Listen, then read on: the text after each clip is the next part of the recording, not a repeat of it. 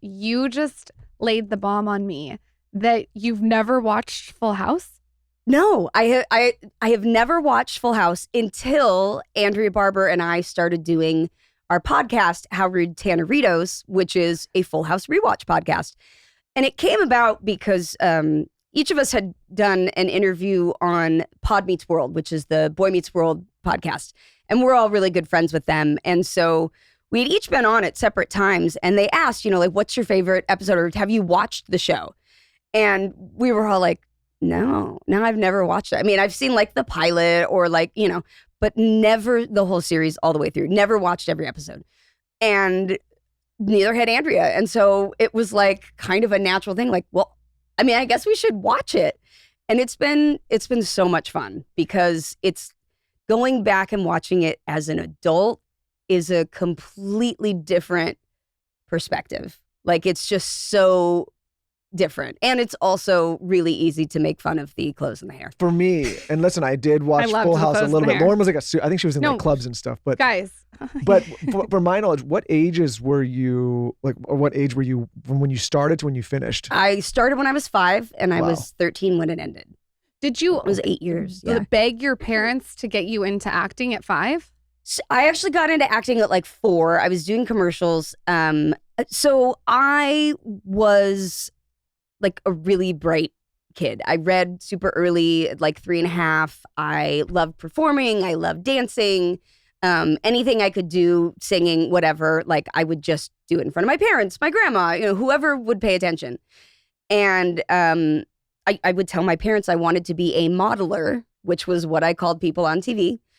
And so my mom was like, oh, we live down in Orange County, no connection to the business. Like, my parents are very sort of, blue collar, middle class, like just there was no connection to the business. And so I started doing commercials. Well, I started doing like print stuff, just, like pictures, whatever, Sears ads, something like that. And then started doing commercials. And I did my Oscar Mayer hot dog commercial was my first commercial. And then I also did a Sizzler commercial with the all you can eat shrimp, which was a lot. And then went into Full House. Like, I got a guest appearance on Valerie. I did an episode of that, same producers as Full House, and I just got cast on the show from doing that. I actually never auditioned. They saw what I did on my guest appearance, and they were like, that's who we want for Stephanie. And then at 5, did you even understand the gravity of being on a show that was so intense and famous? Well, the show was not intense and famous to start when I was 5. Yeah, we barely got a first season. We had the first 13 and that we had shot. And, after the pilot, we were like, are we going to get a back end? Like back in the day when, a season was 26 episodes on a network. And, it was like, are we going to get the back 13? Are we going to get the back 13? And we did, but it was still kind of struggling along. And, the critics were like, it's a cheesy family show. We were like, yeah, that's the point. And then around like mid-second season, we really started finding our audience. And from then on, like, we were an audience hit. The critics never always, sort of trashed it, but the audience loved it. I think what you were selling, if I look back on my own childhood watching it, was hope. It's like there's like a family unit there. Yes. And I think a lot of people I can imagine that came from broken homes would be like, this is something I really want to watch because it made them feel good, right? It's true. I can't tell you how many people have come up to me throughout the years and said, I was raised by my aunt, or, my parents are gay, or all of these different family structures. How many times people have come up to me and said, Full House let me know that it was okay to have a family that might not be your blood relatives or that might look a little different from everybody else. Like, the show taught people that's okay. It's about love. It's about family. It's about supporting each other. It doesn't matter what it looks like, And I always thought that was a really great message. On set, was it the same vibes? Like, it seems like you guys are all very close. I've read a lot of your memoirs and autobiographies, all you guys, and it seems like there's a closeness. Yeah, we're ridiculously close. We have spent a lot of time together over the years. And God, it's been like almost 40 years now than I've known these people. It's crazy to think about. And I think it was just the 38th. I'm going to grab my water. Yes, please. Just the 38th anniversary of the airing of Full House. And so, it's wild to think about. But yeah, we were so close and so much of a family just really from the beginning. And a lot of that came from our producers, who Jeff Franklin was wonderful with us kids. He did not have kids of his own, so he was very much like, moms, whatever you got, like he really respected us as kids and didn't overwork us, didn't push us. And then the family of cast that we got these really amazing adults, John, Bob, Dave, who are family guys. At the end of the day, they all wound up having kids, but they come from bigger families and they shared that with us. That wasn't ever a separation of like, oh, there's the kids and they're sort of on the side. It was very much, we were a cohesive bunch. A lot of the shows, like, it feels like they are exploiting the kids, but with Full House, it never felt like that as a viewer. I don't even know how to explain it. No, it's funny too, because John's been on this show and he described it in the same way, but from a reverse side, like almost as like a more of a father uncle. He was like he was protective of the kids. They all were like, and that was the thing that really made a difference. We were in an environment where the kids' welfare came first. We were important, and our studio teacher, Adria Later, who was also the social worker on set, like, she was always there for us. And I still talk to her to this day. It's really amazing how we all sort of joined together. But I was very fortunate that in all of my experience, I've never worked on a set with people that I don't like. I've never worked in an environment where I'm like, oh my God, I'm going to lose my mind. I hate working with these people. Like, from the beginning, I have had an incredibly positive experience of being in this business. So I count myself as very lucky, because I know, a lot of the Disney shows, a lot of the Nickelodeon shows, like, it was a lot different because the kids were really more of a commodity. Yeah, I think, and in some cases they were exploited. They were much more, I think, seen as like just things that were making someone money. And at the end of the day, that's all most actors are, but we never felt like that. It never, they would let us go. I went to school in the morning, like regular school in the morning, and worked in the afternoon. And they would like schedule around important events so that we could go to them. What was, I guess, if you're looking back now, and maybe it felt normal to you, but for people listening, what felt like, or what was a normal childhood experience versus an abnormal? I mean, it's probably... I don't know what a normal childhood experience is. From the time I was like 4 years old, I don't know what anonymity is. I don't know what it is to go in the world and not have people recognize you or know you or pay attention to you. So weird. That's such a trip that you don't have like the contrast. Like, you don't know what the difference is. Right. People are like, what do you, what's it like growing? I'm like, I don't know. What was it like being normal? Like, you're just like, I don't know. It was just growing up. Like, it's just what I did.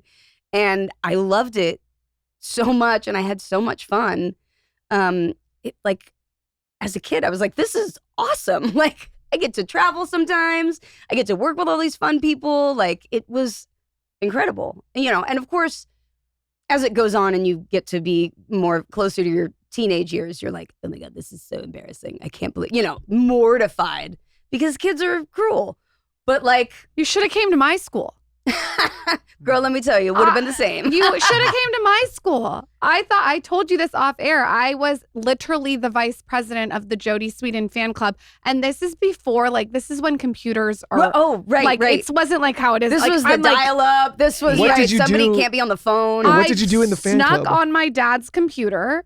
Fine artist. This is the kind of like the kind of vibes that were up. What's that other clip art? Like that's the kind of shit. Yes, right. And I typed in your name in it wasn't Safari, it was some search. I don't even remember. Probably AOL. Something weird. And I typed in your name and up came your fan club.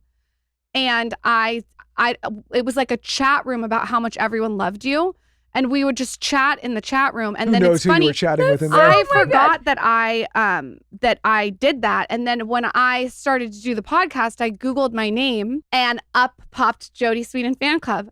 Oh my gosh! Because I was like, Lauren Everett's like comedy. Oh, that is amazing. What were you saying in there? Just everyone was obsessed with you, and this is before the time that you could connect on a platform about it was like chat rooms, yeah, and everyone was like, they were like dissecting the show episodes or what you were wearing or what your outfit was. Like it was really funny. But the younger people listening, they like have no idea what a chat room is. They're like, what's that? Is it on like Discord or Twitter? Yeah, it was on something weird. I don't remember. My dad doesn't know that story. I'm sure he'll be thrilled that I snuck out his computer. Well, stressful. I mean, you didn't download any malware that you know of. So right, this is before dick pics, so I think yeah, you're totally fine. As you grew more and more famous and became more and more well known, how did your parents deal with that with you? Because you mentioned that they weren't in the industry. Mm-hmm. I mean, my parents were like, they always encouraged me to do well in school, to have normal friends. Most of the friends that I invited to my birthday parties were like kids I went to public school with. My parents really made sure that I lived a quote unquote normal life when I could go on vacation, just have time to like be a kid. But it's weird as you get more well known, and especially as a kid, you all of a sudden feel incredibly self-conscious. You're like, oh, everyone's looking at me. Talking like, actually ran into somebody who I went to middle school with recently who said, oh my God, my kid was so afraid to go to middle school. And I told them the story about how hard it was for you the first day. And I was like, wow, 30 some odd years later. But I showed up to school and I couldn't walk to class without everybody following. So then I had to get escorted by the principal, and that's really what you want to do in middle school. So it was like all of these things that the experience that I had was amazing, but it was really, I think there were times that it was hard for my parents because they don't know how to handle this. Nobody, handling your kid being famous, but I think for them, making sure that there was like very clear boundaries of normal kid time and not work, and then go to work and still have fun, but like have a life outside. When that happened in middle school, did you want to stop the show, or were you still committed to doing it? Oh no, I was still committed to doing it. I never wanted to not do what I was doing. I just wished that everyone knew that I didn't give a shit about it, and neither should they. That it's like not a big deal. So can we not make it a big deal? Like, that's why I never watched the show. I'm like, whatever. It's just my job. Like, it's what I do. I don't consider myself famous. It's weird. Like, I'm not that person. No, it makes sense because you're just, from your perspective, just a normal everyday person. It's your profession and you do things. And yeah, I think, like doing something like this and working with talent is like, most of the people that you meet, and you get kind of jaded to the kinds of people that you talk to. Not that you're not impressed, but you realize people are just people. Yeah. And that's the thing is, I never it was never I was never starstruck or like because it was just like, oh, whatever, yeah, they do the same thing. And I just, people are people regardless of what they do. And I guess when I was younger, that was really the only thing that I wished, is that people would give me a chance to just get to know me, and that, I wasn't stuck up. I didn't think I was better than everybody. I was just wanting to have friends too. And like, if we could just all make it not a big deal. Did it ever become not a big deal? Yeah. I mean, the first couple months at a new school were always a challenge, particularly as I got older. But I will say I was in the same school for like 4th through 6th grade. So that was easy. Public school, by the time like 4th grade was, the couple months of that was over, they were like, okay, cool. And then they just made fun of me, as normal kids do. And then I went to middle school, my first year middle school, with a lot of those kids in like 7th grade. And then 8th grade moved to a different school. And that was where that like crowd of people were. And it was a whole thing. And happened the same thing in 7th grade. I would change schools and people they'd either love you or hate you. So it was, one or the other. But then by the time I was in high school, everyone was like, whatever, we know her. It's not a big deal. And I went to a performing arts high school within my regular high school. So there were other kids that were in the business or that, did musicals and stuff like that. So it was a little bit more understood amongst some of my peers. But yeah, by that time I had kind of just become the normal kid. And when the show ends, are you like ecstatic or is it an identity crisis? What do you feel like? It was a total identity crisis. No, I was heartbroken. I didn't want it to end. You didn't want it to end at all. No, I loved doing it. It was home. It was everything I knew. It was everyone I knew. It was my entire existence up until that point. You know, it was my schedule. How often were you guys filming when it was going? We would film 3 weeks on, 1 week off, and we had, by the time we came around to I think the 3rd season, we had 4-day work weeks. So it was Tuesday through Friday, 3 weeks on, 1 week off, and then you had usually like a hiatus somewhere in the middle. But you know, you were shooting 9.5 months out of the year when you had a network show because you had like 24, 26 episodes. Whoa. Like, did you want to keep the acting? Absolutely. I wanted to keep acting. I wanted to keep auditioning. And it was hard because I would walk into a room and, you know, even casting directors would be like, oh my God, I love you on Full House. Okay, you have to say it. Just say how rude. And you'd be like in there for some, you know, audition that requires you to be like really raw or emotional. And then they were like, okay, sorry. Okay, go on. And you're like, well, I don't know what to do now, you know? And so it was really hard. And I think still people see you as one thing. And in some ways they only want you to be that one thing because it's easier for them. But yeah, I love what I do. I love performing. I love acting. I love theater. I love singing, all of it. Is that one of the downsides of doing like a network TV? Because same thing with John is you do it so often, so long that you get that typecast. Yeah, absolutely. I mean, we saw it really happen with the Friends cast. Now, granted, they were making $1 million an episode, so bless. But it was very hard for some of them because the show was so successful to be seen as anything other than those characters. Like it's a blessing and a curse. It's a great thing while you're in it, but then afterwards, you really you have to hope that other people are willing to give you a chance to do something different. You know. Frankie Muniz just was in, I think, Us Weekly, and he said the exact same thing. He's like, it's so amazing that I was on this hit show and I loved it so much. Right. But the transition out of it, and I think he went on to be He's a race car driver and stuff. I did a show with him in Ireland for like 3 days. We did a Name That Tune, which they were shooting over there. Random. I don't know why. But he's a lovely human. He wants to go back into acting now too. And it's like, I think that, in my opinion, the public has become more open to people wanting to be multifaceted.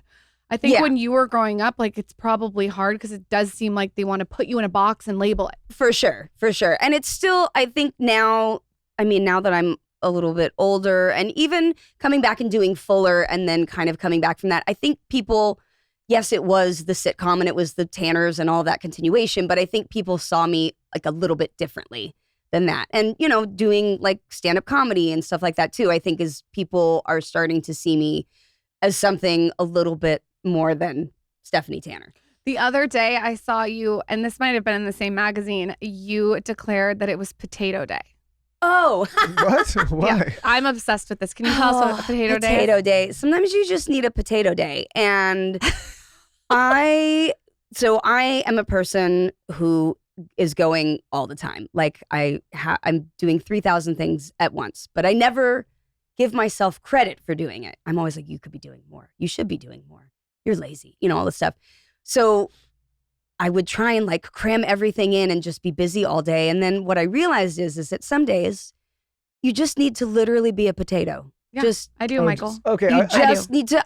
Michael, that means no questions. Yeah, no questions. For some reason, I was going the food route. But no. Well, he French woke fries up this morning and handed idea. me a 4-month-old screaming baby with no bottle. That's how he woke me up. No, but I was going to make the bottle. I know, but I've had 2 kids, so I that is an that's experience. Not a potato day. Well, No, and that the potato days become ever more important when you do have kids because. And even when they get older, you're like, you know, I'm constantly driving this one here and this one over here and, you know, all of this stuff. Some days I'm like, don't talk to me. Don't do anything. Don't ask me a question. You have that every morning. Don't make me make a decision. Pick what food we're going to eat. Like, just let me watch whatever the hell I want or scroll on my phone all day. Agreed. And, like, I'm not going to take a shower and I just want to be left alone. Do you hear that? Yeah. I've been trying to teach him this for 100 years. You do a lot of potato days now that it's being described I to me. don't do a potato. You don't was- even, the second I potato, he's like, Lauren, Like, I know. You will not let me You're a big potato. See, potato day I don't person. let myself potato. So like that's why I will declare potato days. I call it marinating. Same thing. It's yeah, like yeah. you But marinate. marinating makes me feel Like, more like I need to take a shower. Yeah. Because I definitely don't on potato days. And marinating, I feel like I don't know, marinating my own. I'm not the biggest shower person. I feel you. And I think girls are this way. My husband is this, he's like, what? What do you mean? Yeah, you because don't? I'm like a 2-shower day kind I of can person. That's him. So Yeah. he is that way. Oh, But I think it's because it is an ordeal for us to shower. it's an ordeal. You're getting your hair wet, your makeup's coming off. You might have to shave your legs. If it's an everything shower, forget it. You're in there 25 minutes. Yeah. But like, it's just, oh God, now I have to dry my hair in the thing. And I don't want to. Guys, in and out, you're done. Yeah, it's quick. Yeah. Quick. I yeah, like if a I could quick, shower quickly, I'd be like, A quick, great. it's called a horror shower. Where Oh yeah, you a horse bath. take Just a the little, bath, the yeah. bathtub, and you just do your pits and your Just- bits, Yeah, yeah. and you just get out. Like I Yeah. just can't be bothered every single day to do a full shower. You could also up the horse baths though too. Yeah. He's like, you Your could just, mom's in the you room. could just be a little cleaner. Yeah, no. Yeah, I mean, I don't care what like, you got to spray yourself. Here's what I will say though. That doesn't stop you. My husband, and now after we've been together 8 years, there will be times that after like 2 days, he'll be like, God, I need to take a shower. And I'm like, wait, you didn't take a shower today? He's like, no, not yesterday either. I'm like, oh my good God, for you've him. come to the dark side. You've, Like, you've never yeah. done that in your entire life. No, I feel no, like no. your personality my is showering. mother's my Japanese grandmother would be spinning in her grave if I did not and shower. let me tell you, I love to be clean, but some days I just don't have The energy. the capacity. dopamine to I get through understand. showering. Like I have ADHD, and some days I've just gassed out. It's not happening. See, It's Lauren, hard to maybe do if you would've something led with every this- single Oh, day. It's yeah. like, Yeah. Oh, every single. I am a commitment phobe to everything. I can't do anything every If single you would day. have led with this in the chat room, you would have maybe got Jodie's attention back there. I know. I tried. I tried never to. even went in those. I think. That's better though. You Well, shouldn't- it's probably a because good I thing. yeah I Not that I, there was anything bad. It's just better. no I once I was older, I did make the mistake of going into chat rooms in like my older teenage years, and I was like, oh God, this was horrible. But yeah, when I was young, I didn't really. But was pay the too much internet attention. like it is now back then, where people No. would, There wasn't like, an internet when I was a kid. But would people like criticize you guys online anyway, or you didn't have to deal with that? Because now, yeah, I mean, people would criticize us. Luckily, again, being a kid, you did have a little bit of safety. But you know, I think I was 8, 9. I think it was about 9 years old when Star Magazine made up a whole story and put it in the magazine that Bob Saget was trying to get me fired, that I was a problem on set, that I was running around all over the place and didn't know my lines, which was the most hysterical part because one, I was so close to Bob at the time because he had 2 daughters at that time that were very close to my age. I would go spend weekends at his house with his family. He would make us blueberry pancakes and we'd all sit in bed and watch cartoons. Like, Bob was not trying to get me fired. Bob and John will tell you this. I knew everyone's lines, like mine. And if they screwed up, I'd be like, here's your line. Because I just would remember it all. So like this complete bullshit, this whole thing about a 9-year-old kid. And that hurt me so bad that into my career in my 30s, I refused to do, and every time they would ask, I'd be like, no. Good I'm for not giving you. them That's anything. standing your ground. so it was like more like They just it was made it more those up. publications that would write these weird. it was Inquirer. It was the bullshit, the rags sort of magazine. But as a kid, No, that's almost you scarier, take though. that in Yeah. as like, who is it that said this? Who doesn't like me here?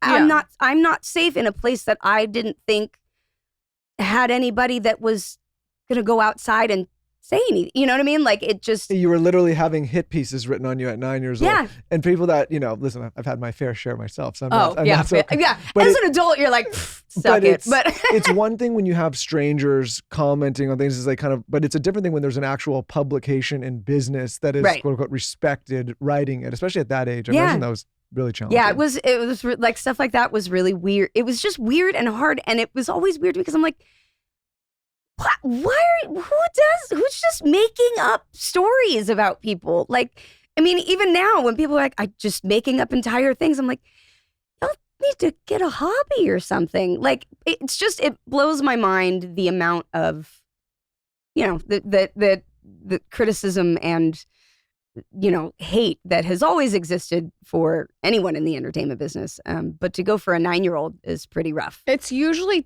this is my theory I've deducted. It's usually two things. They either want to be acknowledged by the person, so they say a zinger to get acknowledgement, and then they'll immediately backpedal and apologize, or it's projection. So like, for sure, like, saying something about the way you look or whatever, and they're projecting their own insecurity onto you. Recently, I read, so now I don't care about the comments. I really don't go on social media as much. Like, I'll post and leave. I'm like, I don't want it. It's a mess. But recently, I posted a picture where I thought I looked really cute. And one of the first comments that I saw was, "Oh my God, what's going on with her eyebrows?" And so then I was like, well, shit, what is going on with my eyebrows? And I looked and I was like, they're just not really there. That's all. You have great eyebrows. That's what reminded me. I'm going to give you some brow peptide. But I literally was you don't need it, but I'm just saying. Oh, no, I do. This is microblading, honey. There's like 4 hairs doing So, but then you spiral when someone says that, or you just ignore it? But it literally, every time I'm doing my eyebrows now in the mirror, I'm like, oh my God, what's wrong with your eyebrows? Like, it just as a joke almost in my head. It's funny to me now. Now I have a very thick skin, and I'm like, I don't care. I don't know you. Why does your opinion matter? It doesn't. It doesn't at all. And so, yeah, it doesn't affect me the way it used to. What if you saw that person and they had no eyebrows? Right? I'd be like, oh, yes, glass house. Stones, my friend. Yeah. Yeah. The eyebrow. No, I'd take a picture with him and be like, oh my God, look at their eyebrows. You just have to, I think that's good, to just ignore it and to not read it. No, I don't read it. I ignore it. I mean, look, I have been very public about addiction and about, multiple divorces and all kinds of things. At this point, I think having all your secrets out there, quote unquote, and like feeling like there's nothing that anyone could hold over you anymore, that's freeing. I'm like, what are you gonna say? I've lived through 43 years of some real serious bullshit at times. Like, okay, let's keep going. It's liberating, I think. Yeah. I also think, like, as a fan of the show, that's one of the things that I loved about you so much, was it was refreshing to have someone tell the truth, because a lot of people go through a lot of stuff in private and they don't air it out. And I love that you were so honest in everything you do. I feel like you're honest on your podcast, on social media, in your book. It's like what you see is what you get. Yeah, that's very much me. And I will say, funny that you mentioned that, because I probably wouldn't have been as public about my addiction. But back to the tabloids, someone who worked there sold out that I was there and had someone come and like take pictures and all kinds of stuff. So it was really a moment of like, man, that's messed up. Yeah, of like, okay, it's out there. It's out there, and I wasn't doing glamorous drugs, and of course I was doing all the drugs, but of course they focus on like the worst, most salacious thing. And so at that time, I was like, well, I can either hide from this and like hang my head and be mortified, or I can just say, yeah, I fucked up. I had a really hard time, and like this is what happened, and like, oh well, that's life. You know what I mean? Like, that's what happens. Like, other people go through stuff. We all go through stuff. Doesn't have to be so shameful. I think getting rid of like shame and stigma around addiction and mental health and, so many things in the past few years, even we've seen it just becomes so much easier to talk about. And it's not as like, it doesn't rack you with fear of oh my God, what if this happens? Everyone's been touched by it. Everyone. And it's when someone comes out that's so strong and brave that you admire and just is honest about it. To me, it's like, it's refreshing. It's like, exactly. It's like, oh, I've experienced this. You've experienced, like, it's nice. We've talked to a lot of people on the show over the years, in the realm of addiction. And, what we say every time is, whether you are somebody that's personally touched by it, somebody in your family or friend that is. So everybody is affected by everybody. it. And particularly now, everyone has someone in their life, most likely, that is struggling with addiction or, whether it's known or not known to them. Life is hard. It's confusing. It's messy. Again, I've been divorced a bunch of times. Like, I could hide from that and be like, oh my God, I can't believe it. I put it in my stand-up act. Like, you know what I mean? Like, let's take the air out of it. Like, make it funny. Laugh at yourself. What do you say about divorce in your stand-up act? Well, I mean, I just mentioned that I've been divorced 3 times and, that I look terrible on paper. But really, if you get to know me, I'm not that bad. Unless I'm going to marry you. No. But no, I make fun of myself. I make fun of stuff. I get up on stage and I'm like, okay, let's get 3 things out of the way. How rude. No, I don't talk to the Olsen twins a lot. And yes, I miss Bob. Okay, now that, get down to business. And now let's get to the funny shit. Those are the 3 things that you get asked. All the time. That's why I just am like, let's just cover this now. Yeah. Get it out of the way. Say how rude, right? Like, do you talk to the Olsen twins? And like, I'm so sorry. Like, you must miss Bob a lot. And I'm like, yep, all 3 of those, check. Now I can go on. But like I say in a funny way, and people laugh because everyone in the room is thinking it. Like, everyone in the room is like, I wonder if she's going to say it in her act. So I'm like, let me just do it and get it out of the way. This episode is brought to you by Squarespace. Squarespace is the all-in-one website platform for entrepreneurs to stand out and succeed online. Whether you're just starting out or managing a growing brand, Squarespace makes it easy to create a beautiful website, engage with your audience, and sell anything from products to content to time, all in one place, all on your own terms. We love Squarespace. I love Squarespace, and that is because it puts the power of control in your hands.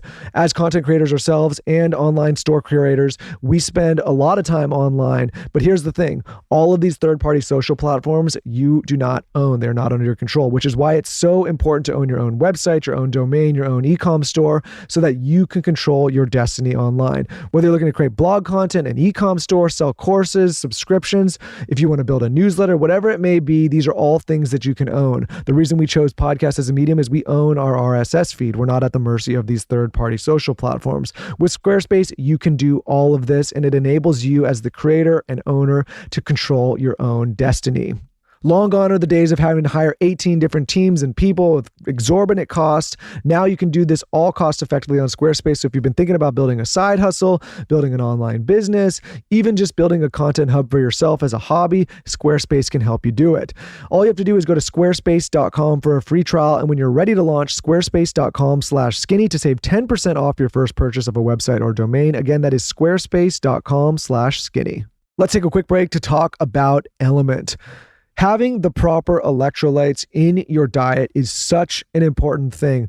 I'm not the first one or the last one that'll continue talking about electrolytes, but here's the thing. The reason people are talking about Element is because it is such a game changer. Whether you're working out and losing your hydration, if you're getting that midday slump, if you're like me and you get headaches or fatigue, having electrolytes in your diet is such an important protocol that you can add immediately. What I love about Element is they come in these travel stick packs in so many different flavors. They're all great. The way that I use them is I take them in my water bottle to the gym. I bring them to the office. I have them in my car. I keep them in my bag. I take them when I travel, and I never have to worry about being dehydrated. When it comes to skin health, when it comes to overall health, being hydrated is obviously a key factor, and Element helps you stay hydrated. And each Element stick pack delivers a meaningful dose of electrolytes free of sugar, artificial colors, or other dodgy ingredients.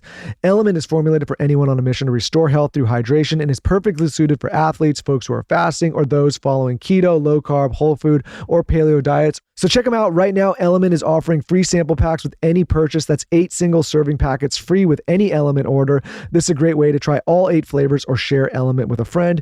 Get yours at drinkelement.com/skinny. This deal is only available through our link. You must go to drinklmnt.com/skinny. You can do all the skincare, workouts, and supplements, but if you don't reprogram your beliefs, nothing changes. I know this because this is something that I try to practice every single day. So enter the Higher Self app. It's the ritual that makes all the others work. You don't need years of therapy to shift your life. You can clear a money block, a weight block, or even a relationship fear in just 20 minutes. You have to check out this app. We had the founder on the podcast, and she said that she's seen women manifest $2,000 overnight. She's seen women get engaged within 2 months of clearing a love block. She's even seen people land their dream jobs with massive pay raises.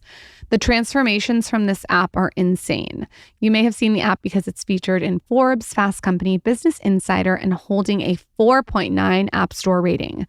This is the tool successful people are actually using behind the scenes. So for 53 cents a day, you can reprogram your thoughts. It's a subconscious reprogramming that's backed by science. If you're looking for a year of freedom, abundance, and alignment, definitely check them out. And of course, we have a code for you. I think this is a really great way to kick off the year. You can go to www.thehigherself.app/skinny and get 4 months free or 30% off the yearly plan. That's literally 53 cents a day to reprogram your subconscious and completely upgrade your life. thehigherself.app/skinny. For our holiday card. Last year we did Home Alone 2, and it's become a family tradition that is so much fun. We've done it for like the last 6 years. We did it before we even had Zaza. And I am very specific about the company that I work with because I like great, beautiful, fabulous paper quality. So enter Minted. Minted has unmatched paper quality and customization options that allow you to up-level your holiday cards and make a statement. So I'm someone who wants all the luxurious details. I want the hand-pressed foil accents, and Minted does all of this with their letterpress designs. Sending a holiday card feels so nostalgic and warm. It feels like hot cocoa by the fire and cookies for Santa. And it feels nice to get a holiday card in the mail from someone and see their family smiling and happy. I just love it. There's something really special about a card that you receive in the mail. Another great thing about Minted is it's seamless. So Minted makes things easier with free recipient addressing, printing all your loved one's address on envelopes for free. So this makes it efficient, quick, and saves you time, which we love. Bring your traditions to life with independent art and design this holiday season. Use code SKINNY for 20% off Minted holiday cards, gifts, and wrapping paper. Again, that's code SKINNY for 20% off your Minted holiday cards, gifts, and wrapping paper. For you in the realm of addiction, was this like something that happened slowly over a period of time, or one day you got introduced and it was like quick? Well, the first time I ever drank, I was like 13, and it was at Candace's wedding. And I was just a blackout drinker. The last thing I remember doing, I think, is somewhere around the M of a YMCA. And then I don't remember anything from the rest of the night. And it was awful, and it was ugly, and it was embarrassing. And my mother was horrified. And did people know you were drinking, or was this like you're sneaking off with the kid? No. I was at the table and I was drinking, and it was like I was across the room from my mom, so they would pour a glass of wine and I'd be like, and then they'd get around, right? Yeah. Then they'd get around to pouring more, and I was like, I'll take a little more, please. Like a idiot 13, 14-year-old, and it was a lot of red wine, and the bathroom was very white. Oh. Not a good mix. Anyway, at that moment, I was horrified the next day, and I felt awful, but it like clicked something in there where I was like, ooh, that was fun. Like, you didn't give a shit about anything. Like, you don't remember it. And, it's not like I realized that was sort of the fix-all. I mean, a lot of it was just dumb teenage stuff. But I definitely knew at an early age, I'd say around 15, 16, I knew that I drank and partied in a way that my friends did not. And that, they were like, what, bro, settle down. And I would be like, okay, well, now I got to go find somebody that I can do these drugs with. Or, it was like finding different people that didn't make you feel so bad about what you were doing.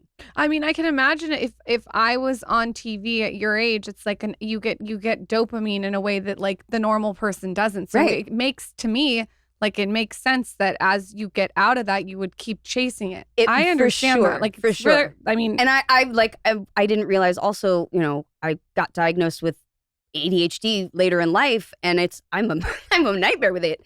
And when I was on set, that was my hyperfocus. So I could remember every line and do everything. And even now when I'm on set, like I'm paying attention to everything. Where are my keys? Where's my phone? Like, that's my life. And on growing up, I had this sort of hybrid environment. And then when that was lost at 13, it was like, who am I? What do I do? My schedule, my busy, my going, my thing that kept my brain busy, that stimulated me, that I loved, that was my hyperfocus. Now I'm just all over the place, you know? And I always say, like, that was why I think I found stimulants, because, and I would be more sober than anyone else in the room. And now I'm like, oh, I was looking for a way to make my brain work better. When did you find out you had ADHD? Like 4 or 5 years ago, when both of my daughters were struggling with it.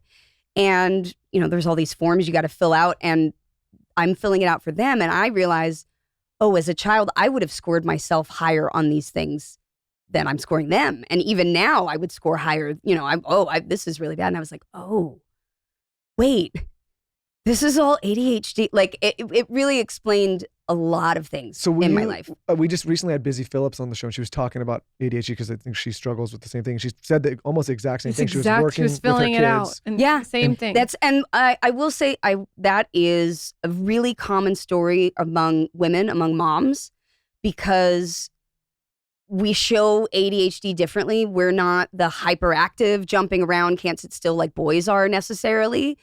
We are talkative in class. We're passing notes. We are, you know, not staying on task. Our rooms are messy, but it's because we like all the clothes. We, you know, all of these things that like we just aren't good at, but it doesn't look like what people think ADHD is or ADD is. When you say hyper-focused, does ADHD mean that the thing that is like most important to you, you can nail that and stay completely focused on that, but everything else just... So the thing I will say, people, and my really good friend who is a therapist wants to write a book, is writing a book on ADHD and particularly later diagnosis in women. But, you know, what she says is it's not attention deficit. You have so much attention that you're paying attention to everything. So like, but you can't make a decision on what to focus on the most. So you're just kind of bouncing around everywhere. You're like, oh, I'm going to look at this. Oh, wait, that reminds me, I got to go over here. I mean, I will have 7 tasks half done in my house because I'm moving from thing to thing, you know, where you're like, oh, wait, how did I get to cleaning out the linen closet? I will started be packing making coffee for Europe oh my God, and like my start coffee's in my organizing the microwave. scrapbook. Yeah. My husband every day finds my coffee in the microwave from like, You have had a scrapbook on our dining table for how long now? What's going on with that? I'm sweating because this is like... No, but here's the thing, is the hyperfocus it's the thing that for whatever reason in that moment is giving you the dopamine. So if I'm on set, I'm alive. I love it. Everything is, I'm getting all of the dopamine, so I'm able to do all the things. So if somebody gave you a script or a bunch of lines to remember, how long would it take you to do that compared to what the other cast members would do? I mean, now that I'm old and perimenopausal, my brain seems to be going, it takes a little longer, but no, but memorizing for me is really easy. You know, I joke, but I'm pretty good at remembering lines, and they may not be, you know, because exact you're word for word, hyper-focused on it. Because it's what I love. So I'm like, words are my thing. I read obsessively even now. I did as a kid. I would go to the library and check out, you know, 10 books at a time and spend hours in the bookstore. I was kind of a nerd. But words are my thing. So, and performing is my thing. So like those two things together, it's great. You know, I love it. But like ask me to make some appointments and phone calls, and it's going to probably take a good 10 to 14 business days. Because it just feels overwhelming. And I'm like, oh God, I got it. What if what if they ask a question? And then you just avoid it, and then it just goes away. And then you think about it and you beat yourself up over it, and it doesn't get done. And you know, that's sort of the cycle of. But it sounds like if you manage it the right way, it could be like a superpower. It is. And that's what a lot of people talk about now, is that really and you know, kids that are struggling in school, it's because we force this really linear way of thinking on people who are neurodivergent with, you know, ADHD, who most of the people you meet in creative, you know, sectors of the world have some sort of neurodivergency, because it does give you like the ability to see things maybe that other people don't see, or to look 10 steps ahead, or to try something that nobody else would try because you are willing to take risks. You but know, people do get, if I a lot of the things I've like realized I need to get tested for this. It seems like people around you, they get frustrated because they don't understand how you can be like a high performer in one area, but then you can feel overwhelmed. You're like, it's the executive dysfunction is what it's called. And it basically is like, it's the menial tasks. It's the tasks that you're not getting dopamine. Showering, brushing your teeth, making appointments. I do brush my teeth, but that's because I'm on my vibrating plate. Right. But like stuff like that you're like, I just don't, you know, or being on time, or, you know, all of that kind. My husband lives in a house of 3 women who are all neurodivergent ADHD. And he is one of those people that if you say you're leaving at 6, you're leaving at 6. If I say I'm leaving at 6, I'm like, look, it could be anywhere from like 5:45 to 6:20. You know what I mean? It's a window, but no, you know, and that's like how it's hard. It's really interesting when I realize how differently my brain works than some people. So I have a question then for you in a different lane.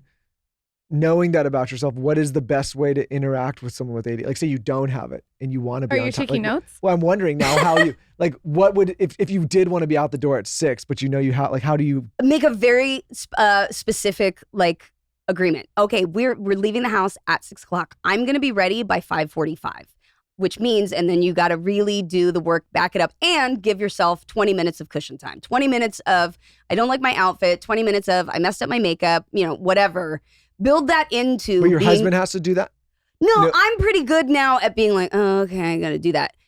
But my kids are terrible at it. I do think over the years and being in the business and having to be on time, like, I'm on time. But man, do I push it. I will know if it takes me 12 and a half minutes to get somewhere, I am not leaving any earlier than that. Like, and my husband is one of those, you know, early is on time people. And I'm like, no, we're skating in at the time, but I'm here. I think it's because you give yourself 20 minutes, but then you get distracted. You're like, that's exactly what it is. Oh, I need to clean the window. Right. 20 minutes. Oh, I didn't sharpen these pens. Whatever it is. It is interesting to sometimes watch her do some of the things that she thinks she can get done in an absolutely unrealistic period of time. I swear to God, I will get in the cold plunge. If I have to be somewhere at 8:45, I will get in the cold plunge at 8:30. But here's the thing is that like, in the moment that you're like, I can totally do this. In 3 minutes, I can get out. Right. I got it. I'm in the car. Like 10 minutes we'll to have get there. to go and pack all the kids and the whole family to go like a week-long trip.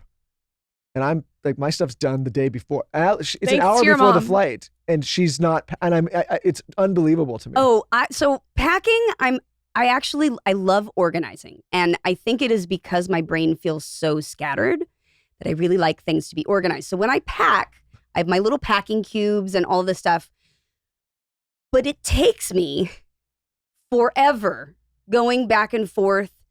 I overpack because I can't make a decision. You know, things like this that are like, I get decision fatigue where after a while I'm like, I don't know what I want to bring. This is too much. I can't handle it. I don't want to choose anything anymore. But it takes me a while to pack. I do it the day before because of course, who wants to do things early? Wait till that last minute, but it will take me like 2.5 hours to pack. He has a bullet pointed list with things that he checks off every vacation. Well, I saw you the other day looking at your phone. But here's the like thing. This. I do that now because maybe I should do it. I forget stuff. It keeps you on task. It keeps me on task, and it feels so nice to check things off. Like I'm in the airport ordering off Amazon because I forgot to get like you know what, the for baby packing, bottles. this is a packing tip for like there's nothing worse than overpacking.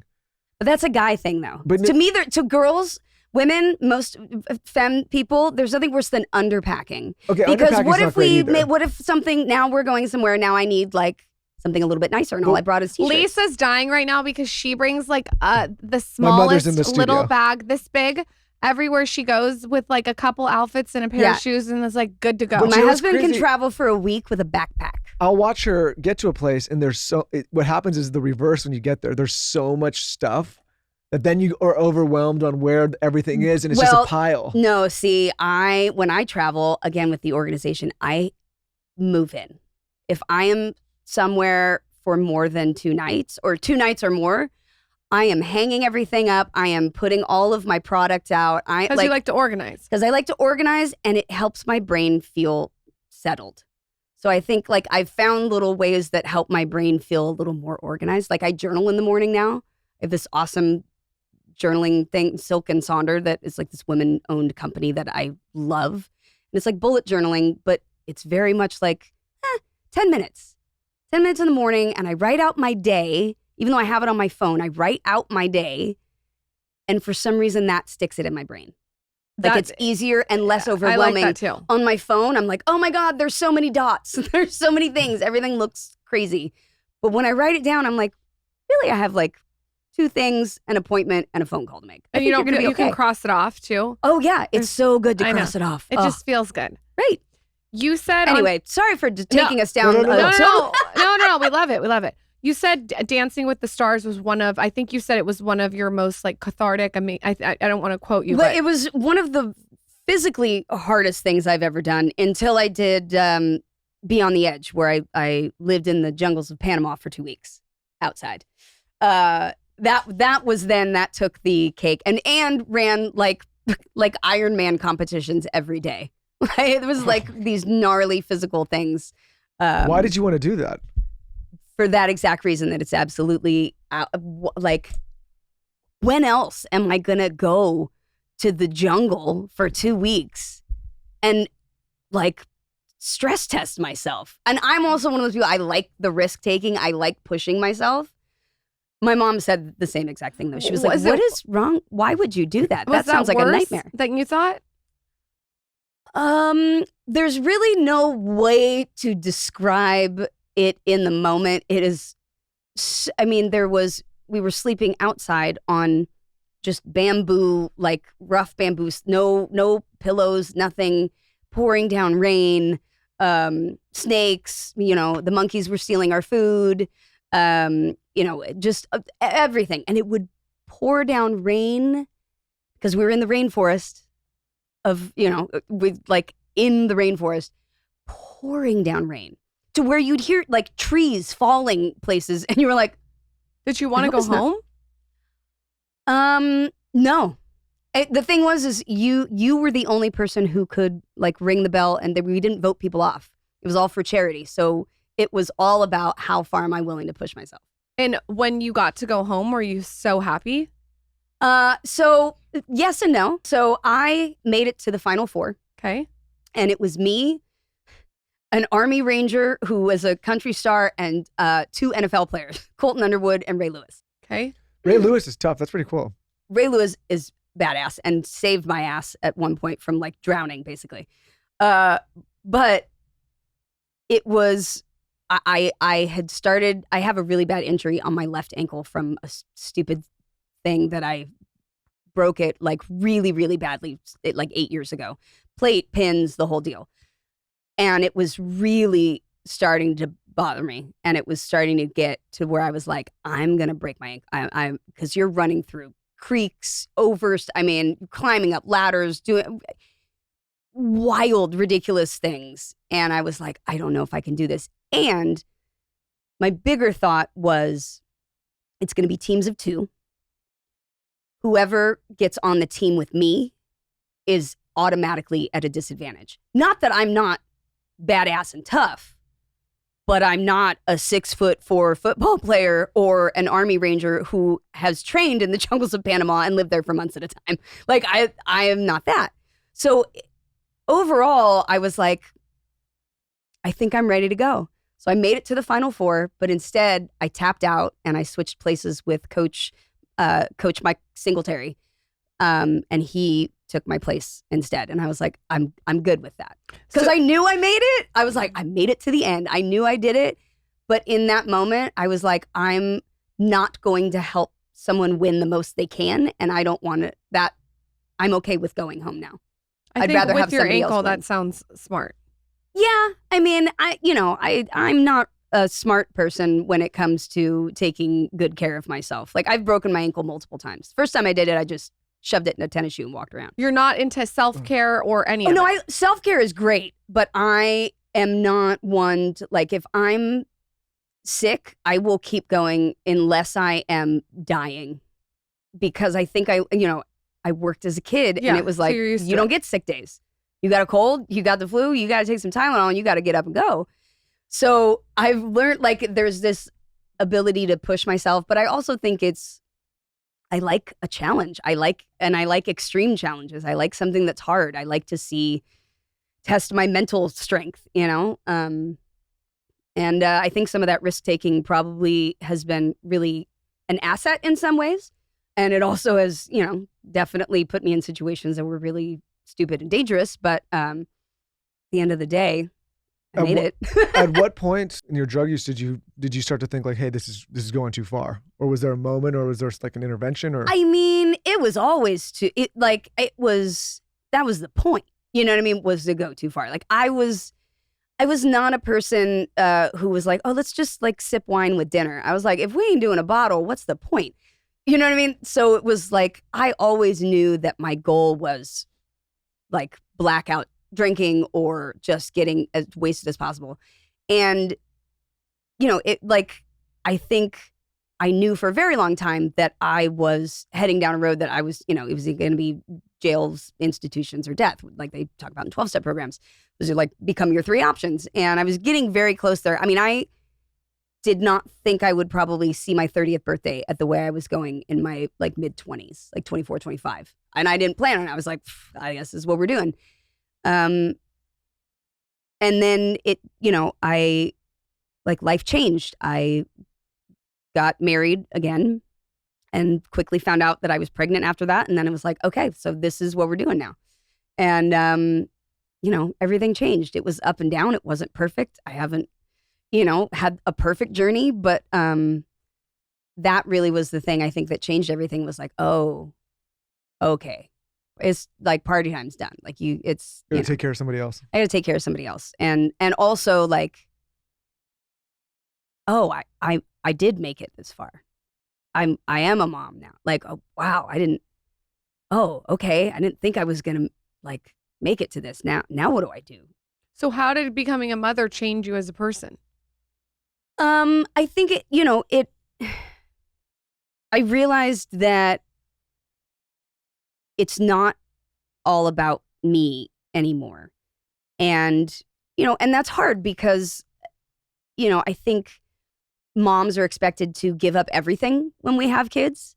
So it is sort of a tough balance that like, yes, it's not about me completely anymore, but also like, if it's not about me at all, I am a miserable person. It's such a fine and like line. finding that balance. But it just, it made me like wake up and just finally get back to like knowing how to handle myself and being responsible and being like, oh, that's right. You don't have to be a complete like, nut job partying every night of the week. You actually can find some joy in normal life. So many times during the day, I just want a drink that feels real, something bubbly and cultured that tastes great and actually heals my gut. That's why I've been drinking so much Synergy kombucha. Both at the studio and at home, our fridge is always stocked with Synergy. Here's the thing. This is real kombucha. No shortcuts. It's always raw and never pasteurized. Synergy is made with real organic ingredients that you can see and taste. And that's how you know they're working. You're getting scientifically backed benefits with every sip, like gut health, digestive support, immunity, and protein absorption. Synergy is the OG kombucha, and I've always loved their story, which goes back 30 years. Founder GT Dave first began brewing in his parents' kitchen in 1995 after his mother's breast cancer diagnosis. Inspired by her recovery and the healing powers of kombucha, he kept perfecting the recipe and eventually shared it with the world. That very same recipe is what you'll still find on shelves today, crafted with authenticity and trusted for its real benefits. Each bottle delivers 9 billion living probiotics across a diverse spectrum of beneficial bacteria you won't find in your average supplement. That diversity comes naturally from the way each batch is slowly fermented. These living cultures work hard to help your gut thrive. And when your gut microbiome is more diverse, the benefits multiply. all working to make your gut feel better. It's a daily reset for your body any time of day that you'll actually feel. And Synergy doesn't just improve your wellness, it also tastes great.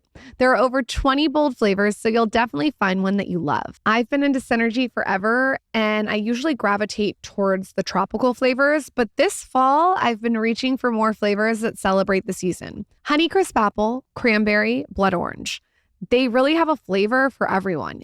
Each one is tangy, vibrant, and naturally bubbly. There's a party in every bottle. There's a reason kombucha is my go-to, and of course, there's a reason it's always Synergy. They were the first bottled kombucha, paving the way for kombucha as we know it, and it's been the #1 in the US and worldwide for over 30 years. So sip it, love your gut, and feel the power of kombucha when it's crafted the right way. The Synergy team can't wait for you to experience the gut health benefits of real kombucha, so they're treating you to a free bottle. Just slide into @SynergyKombucha's DMs on Instagram and send them the code SynergySkinny to claim your coupon. That's @SynergyKombucha on Instagram. Drop the code and sip on your complimentary bottle while supplies last. This episode is brought to you by Saks Fifth Avenue. Saks. If you want to get inspired for the holidays, you guys have to check out Saks. It makes the shopping feel so personal. What I like about Saks.com is they are very thoughtful about the way that they present their gifts. So they have gifts for even the pickiest people on my list. They have curated holiday wish lists that you can forward to your family. It's like hint, hint, nudge, nudge. They even have how to host the perfect holiday party or dinner.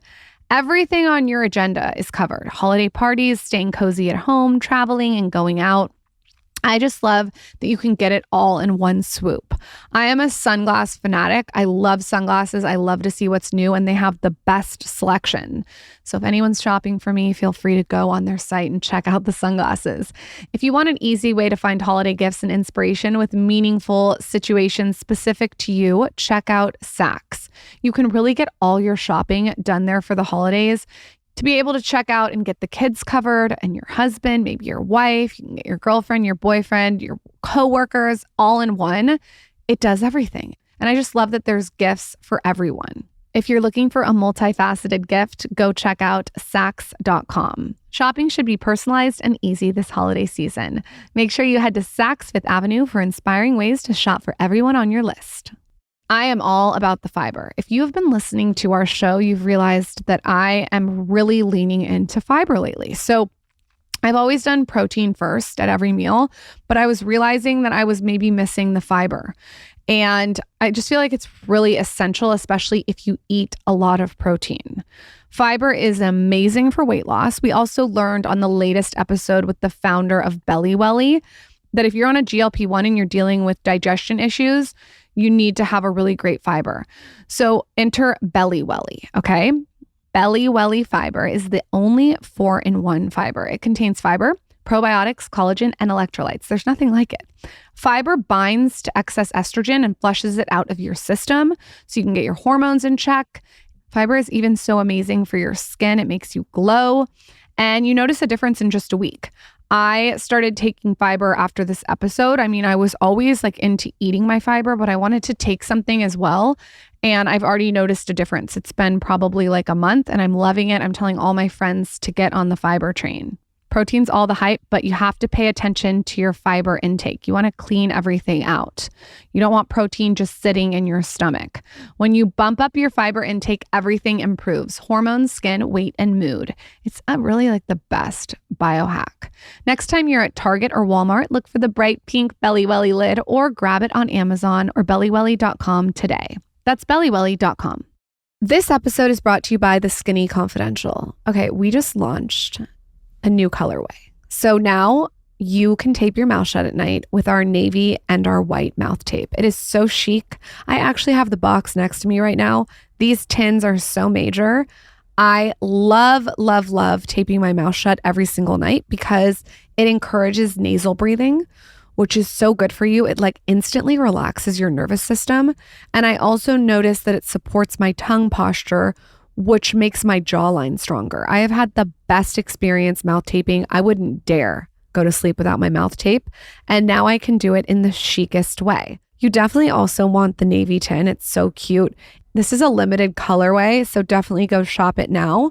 You can go to shopskinnyconfidential.com to get the best sleep of your life.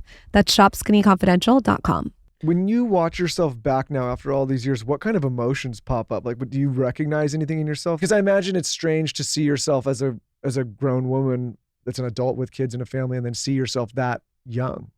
Not a lot of people can go back and see that kind of footage of themselves. It is, but at the same time, like, I've grown up in front of cameras. I've seen myself so much on, like, that I'm like, eh. But now it's fun to go back and look at myself as a kid. You know, like I said, there was that awkward, like, teenage period where you're just like, oh my God, I was on, like, a lame family show and I have a lame catchphrase and, like, I'm just so lame, you know, and my clothes and whatever. But now I go back and I'm like, this is an amazing time capsule of who I was, what I would, you know, like what I was into, what I was wearing. They really, you know, Stephanie was really a lot of me. And so it's fun to go back and like see all of these things. And, you know, my kids have watched it here and there, but they're not really impressed. Oh my gosh. The one where you and Gia were driving on yes. the truck was coming towards oh, yes, them. The and joyride one. They decided to go around the car and they were on the same side as the truck. Yeah, and then you guys were smoking cigarettes in the bathroom. Terrible. But it was so like when you're a little girl and you're watching that, I remember just being like, they're so cool. They would you never had like make a a show plaid like that outfit again these days, but the kids smoking cigarettes in the bathroom. Well, I wasn't smoking. Gia was smoking. Oh yeah, have you watched Euphoria? Well, yeah. I guess, but I'm saying like a network television show, right? Like well, it would be great if there was a sitcom on network television these days. We need a good sitcom. Yeah. But yeah, it was fun. It was fun to get to be, you know, the kind of the one that didn't play by the rules all the time. Steph was a little bit of a, you know, boundary pusher, and I liked that about her. Was the cigarette real? No. We actually we were having this debate the other day because Molly Morgan was on the podcast and she played Mickey. Mickey was the long dark hair. Oh, I feel like I need to see a picture. It was me and Gia and Mickey. Okay, I probably would see if I recognized her. Anyway, she was on the show and I was like, yeah, remember us stealing like the clove cigarettes and going and smoking them? Because Marla and I talked about doing that. She's like, wait, were they clove or were they like the marshmallow ones? I was like, no. No, they were for sure clove because we would sneak into the prop room and go find them in the drawer and like sneak 2 out. And Marla and I would go on the lot. We'd be like, we're going to lunch now. Cause you know, we were 13. My mom would let us go to the commissary, like around the corner, but we'd like go and secretly smoke cigarettes and go and buy like the Green Day album at the Warner Brothers store on the lot. Meanwhile, I was listening to Forever. Forever, the song that literally will be around forever. Did he sing that? Is that actually him? That's him. I don't think I asked him that. Oh yeah. No, he sang that. It's a Beach Boys song. It was written by Brian Wilson. I didn't know that. He still plays with Brian. Well, he did. Yeah, he did. And but yeah, he plays. John still plays with the Beach Boys. But yeah, that was a Brian Wilson song that he wrote, I think, like a while ago. Well, obviously it's been a while now, but even before that. And John wound up taking it for the show. And then there was there's a music video of it. Yeah, of course. Yeah. The like shirt open and like a chain and the thing. Yeah, it's very 90s. And then that was like the porn back in the day. Right. And then there is also somewhere a rap version of it. Oh no. Prove it. No, so someone I think look it up on YouTube. Okay. Because Andrea was telling me about this, and I think we saw a clip of it. But there's like a little there. Yeah. I said the same thing. I was like, absolutely not. And she was like, oh, I've seen it. My childhood crush was Uncle Jesse. Right. When you're a little girl and you have Uncle Jesse on set, is that your childhood crush or is that no? So that's too family. I've seen John. Like speaking of unshowered, like I have seen him looking, you know, just. Literally like he hasn't showered in 4 days, come to rehearsal, scraggly beard, backwards hat, nasty, you know, sweats with stains on him. You're just like, that's the John I know is like my uncle. So he wasn't, it's not like your childhood crush. No, God, no. Oh, my God, listen, John. when he was in here, I still to this day, John, if you hear this, every girl in the office is head turning. Here's what I will. And then he got lost in the parking lot downstairs. And that sounds about right. I missed like 40 calls from him. And he's like, I'm lost in the parking lot. That sounds about right. Because he's probably not paying attention. I mean, he's also a really distracted one. Yeah. I think, It's funny. I'm really into building Legos. It's one of my little things that I do to find dopamine. And John is also into it. And so we will send pictures back and forth of the Lego sets that we're building and nerd out together. So there's a new Star Wars set that just came out that's supposed to be incredible. I know. I heard it's amazing, but I'm not a Star Wars person. So like, but from like a build perspective. But from a build perspective, it looks pretty cool. I like doing Legos too. When I'm stressed out, I'll get some Legos. Just some Legos. But yeah, I don't want to keep them. I just want to build them. Don't worry. You don't keep them. They disappear. Go to Bricks and Minifigs. Okay. They will take any sets you have, built, unbuilt, extra Legos. They sell it. It's like consignment. They'll give you money for them. It's not, a ton, but they also do a lot of like work and stuff with like adult day programs and kids with autism and stuff like that. I like that. See, that's what you got to do with these Lego sets, because I take all this time and I'm like, okay, well, that's what I do. That's what I do. I'm like, well, now what? I don't care about it. I built it. I'm done. I give them. Taylor knows. I had them all. He's been through some stressful periods with me. So I had a lot of Lego sets. I want to figure out how to sign them, or somehow like have different celebrities build Lego sets that they sign for charity, and they're auctioned off. You know what I mean? Because I know there's a lot of people that like to do Legos, and there's some things that you could probably get celebs that are like connected to the Harry Potter or the whatever. That's a Star good idea. Wars. I'm trying to. Yeah. That actually Don't steal my idea. No, that is a good idea. That's a really good idea, because like I can imagine, like, say I liked a certain, like, I'll just make this up, like one of the Ninja Turtles or something. You have someone build it and then you can sign it for your kids' room. You can sign it and like do, a few little videos, like those time-lapse videos of you building it, so that they see that you actually got to, like, you did it. Go trademark it. Right? ChatGPT and trademark. Yeah. No, I'm actually building a Full House Lego set that we have in the Legos Ideas competition right now. See, if you built that and signed it, and it was... Well, we're building it and trying to get it made into an actual Lego set that they sell, which is the Lego Ideas thing. Basically, people submit ideas, and then you have to get all these votes. I think it should be the front of the house. It's the bunny on the wall. Can we get a bunny? Oh, no, it is. So it's the front door, the living room, the kitchen, with a wall that comes down in the kitchen with the car. So you can back the car through the kitchen. Oh, that's cool. It's got the staircase, everything. Yeah, that was the one that we really focused on, because that's like the couch, everything is like so iconic. Lego, tiny URL, like legoideas.com, go look it up, and people can find the Full House Lego set from me and John Sosis, who's I'm not kidding. I think we should pull this clip and we should send it to the Lego people. I'm sure somebody here knows where. I'm not kidding. We could see if this could be cool. Yeah. Oh no, we've been big upping it on my, like, we're I think very like 2,500 votes away from making the 10,000 mark. And once you make the 10,000 mark, then I believe it goes to Lego itself or something, like so that to like a committee. Right. What else are you working on right now that lights you up, that gets you excited?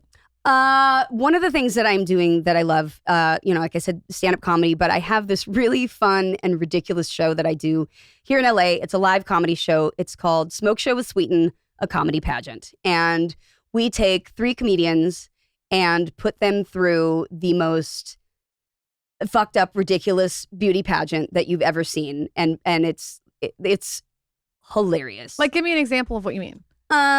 Okay, so one of the things that we do, one of our favorite segments, is the mystery talent box.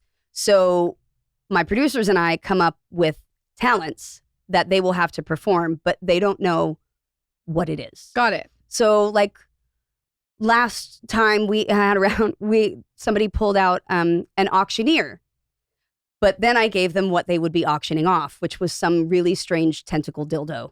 and they had to like auction it off and it was Taylor, you should have went. But it was hilarious. Like, and then, you get people, you're like, okay, you've got to, whatever, sing an opera in Italian, and they're, just fun stuff like that. We have a bathing suit competition where people have to blindly pick bathing suits out of a box and then assemble them in 30 seconds, however they can. We do a lot of really fun, ridiculous stuff. And it's here in LA. We have another show October 18th. It's here at Bespoke on Fairfax. And then we do like monthly shows. So, and then you also have your podcast, right? I have my podcast, How Rude Tanneritos.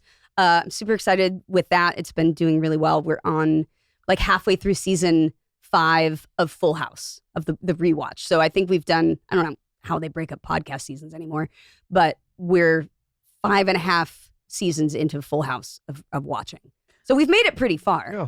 You're very accomplished. I'm a forever fan of a vice president. Oh, and start Well, the you're fan club back president in up. my book, so. Thank you. That is, you got the. If I ever start it up again, though, I'll give you a call. I mean, I was all in. Where can everyone find you to say hi? They can find me on Instagram at Jodie Sweetin, or you can check out at How Rude Podcast or Wait, at when you say How Rude Podcast, can you say it in your voice as the podcast? How Rude. There you go. She's like, oh, great. There you Listen, go. guys. See, I told We you the had 3 to. things. How rude. No, I don't talk to those. Yeah, Lauren's not going We to say it had right now, but I know Well, it's a childhood 10 but dream. it year is, Lauren absolutely. being told by you that she's the president of the Jodie fan club. What, that you don't would've- even know.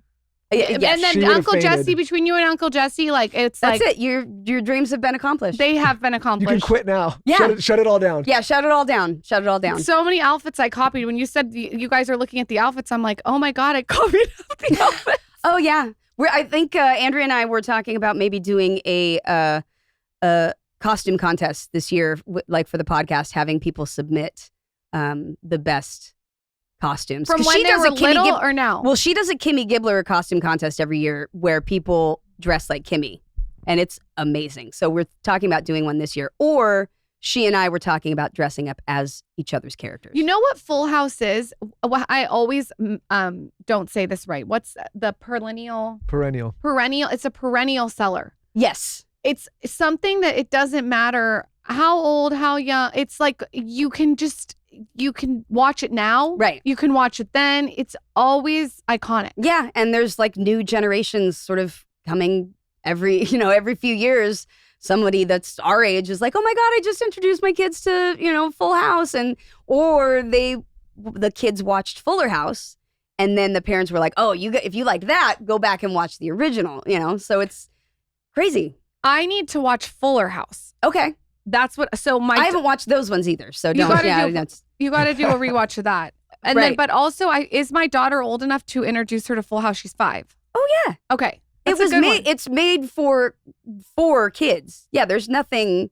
No, 5-year-old. I mean, I was 5 and I got the jokes. So I think you'll get it. Okay, Yeah. I'm going to introduce my daughter to that because it's Yeah. also low sensory. Wonderful. Super low sensory. It's mellow. It's something you can do together that you won't hate. Like, trust me, I remember watching things with my kids and I was like, if I have to watch this one more time, I'm going to stab my eyeballs out with a fork. And then when Yeah. you're done, you can go to Fuller House. Exactly. I love See? it. There you go. You're amazing. Thank you so much for coming on the show. Oh my gosh, my pleasure. Thank you Thank you for for doing this. this was so much fun. You're great and on a mic. boy, did we go on a journey. We got it all. Thank you, did. Jodie. We did.